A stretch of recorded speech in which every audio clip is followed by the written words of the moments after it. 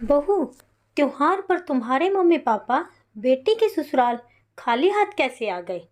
Mummy जी, papa mummy आए हैं।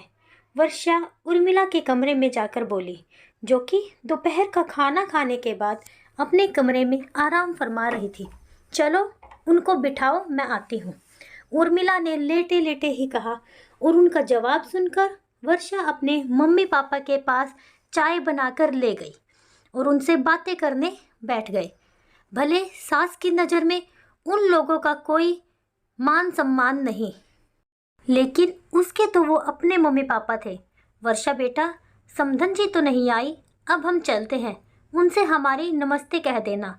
जब काफ़ी देर इंतज़ार करने के बाद भी उर्मिला नहीं आई तो उसके मम्मी पापा उठते हुए बोले, ठीक है मम्मी पापा, और शायद वो आए भी ना, क्योंकि एक लड़की वाले के लिए उनकी निगाह में कोई खास इज्जत नहीं है। वर्षा ठंडी सांस भरते हुए बोली, लेकिन तभी पता नहीं क्या सोचकर उर्मिला आती हुई दिखाई पड़ी।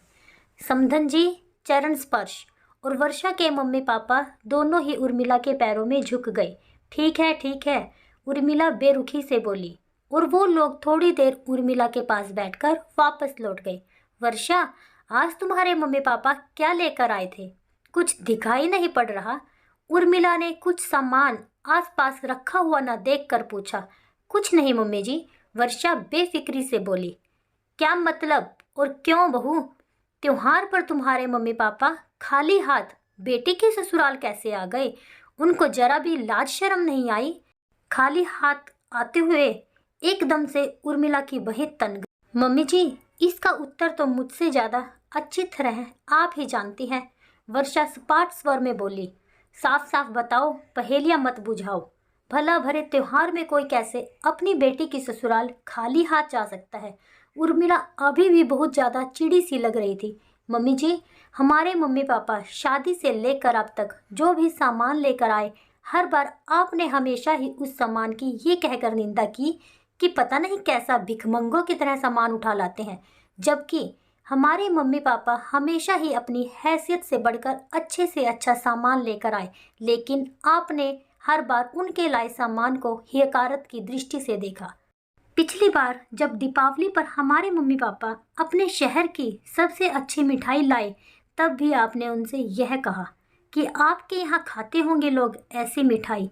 हमारे घर के तो परजे काम करने वाले भी ऐसी मिठाई नहीं खाते, जबकि उन लोगों के जाने के बाद आपने वही मिठाई ननंद रानी के घर शगुन के तौर पर भेज दी थी।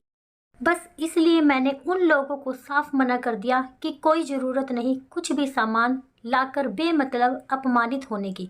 हमारी अमीर सास के पास क्या कोई किसी चीज़ की कमी है जो उनको कुछ चाहिए हो?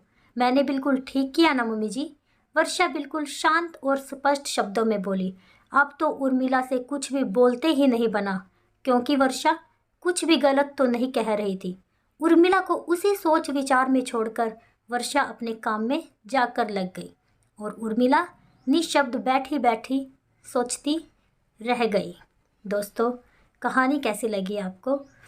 दोस्तों, क्या वर्षा ने बिल्कुल सही किया?